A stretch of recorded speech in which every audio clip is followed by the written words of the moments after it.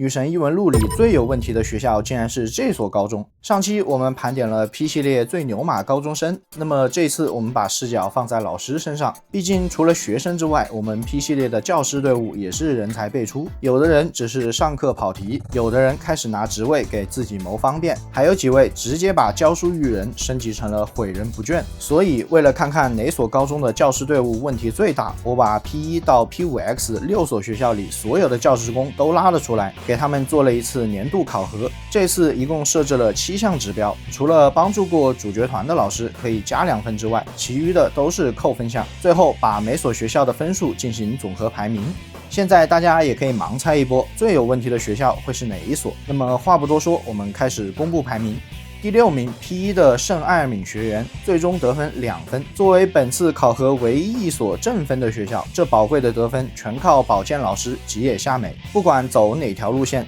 他都会待在保健室等你，给你全队恢复。哪怕整个学校都已经冻成了冰窟窿，他还在坚持营业，这种工作态度当然值得加2分。然后是第5名 P4 的八石神高中，最终得分-9分。八石神的老师多少都有点松弛感。首先是班主任初代目楚刚老师，主角刚转学过来，他就已经默认你不是什么好学生了，平时更是动不动就公开贬低学生，所以恶意针对学生扣2分。然后是接替他的伯木典子，伯木刚上任就在班上公开贬低李师，上课的时候他还能从生物课一路讲到自己的3维。再就是文化祭，为了自己的恶趣味，还给比赛定了只要报名，就算是别人给你报的也必须参加的规则。所以课堂夹带私货，恶意针对学生，再加上滥用职权，一共扣6分。还有地理老师山田，上课评价学子可不可爱，天冷了还惦记女生裙子下面有没有穿运动裤，课堂夹带私货，扣1分。八石神作为一所乡下高中，这里没有什么惊天动地的大事件，只有一些比较嘴臭的老师。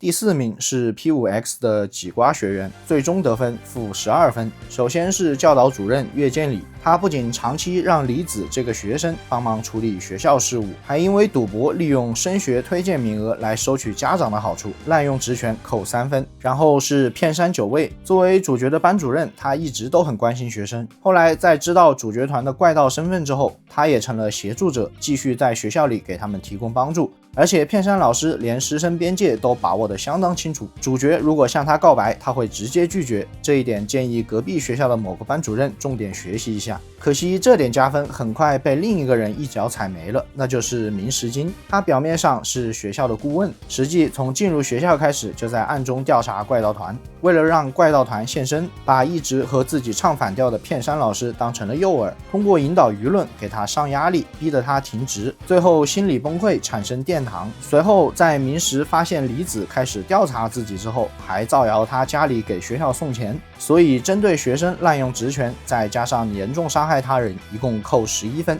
几瓜的问题教职工其实也不算多，不过还是劝校长下次请教育顾问的时候，最好还是先做一下背调吧。第3名 P3 的月光馆学员，最终得分-24分。从月光馆开始，教师的年度考核正式进入了毁灭世界的赛道。先从比较轻的说起，历史老师小野上课最大的爱好就是聊战国时代，其他的时代都说很无聊。保健老师江户川就更直接了，明明是保健课，却长期讲魔法、宗教、神秘学这些云里雾里的，所以他们课堂夹带私货，各扣1分。江古田老师的问题就严重一些，风花失踪之后，他作为班主任，为了明哲保身，没有第一时间上报，把失踪说成了病假，还试图让知道真相的夏季闭嘴，所以滥用职权扣3分。到这里，月光馆虽然问题不少，但一共也才扣了5分。真正让学校评分急转直下的是理事长几月修斯。为了召唤尼克斯，他从一开始就在利用主角团诱导大家去消灭大型 Shadow。事情暴露之后，他还制服众人，导致美赫的父亲死亡，所以他滥用职权，严重伤害他人，终局级灾难行为，一共扣掉19分。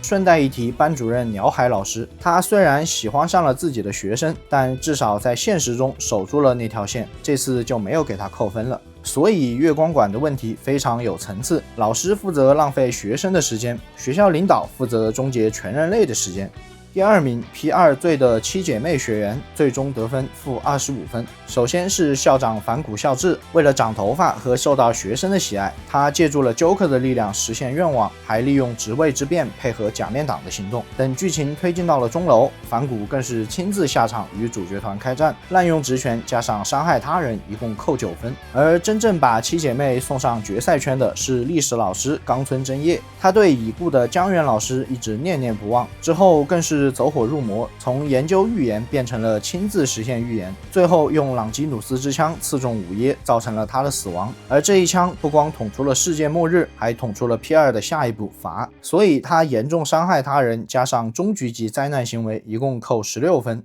那么说到这里，第1名已经呼之欲出了，接下来就有请我们今天的冠军 P5 的秀静学员，最终得分负43分，能把第2名甩开这么多，秀静显然是人才辈出。首先是本期最重量级的选手鸭志田先生，6个扣分项目他一个人就占了5个，差一点拿了大满贯。我们光知道的就有体罚排球队打断龙司的腿，纠缠性对志凡下手，还把他逼到了跳楼。除了这些，应该还做了不少勾当。作为一名教师，他唯一没有辜负的大概就是这张扣分表了。鸭志田最终得分负16分。然后是田径队的顾问山内老师，为了借田径队复活给自己增加名声，他挑拨队内关系，把学生当成自己的晋升工具，恶意针对学生，加上滥用职权，一共扣5分。能让上面2个老师这么自由发挥，顶头上司小早川校长自然也功不可没。为了学校的名声和利益，他长期纵容鸭志田，后来又威胁新岛真去调查怪盗团，所以滥用职权扣3分。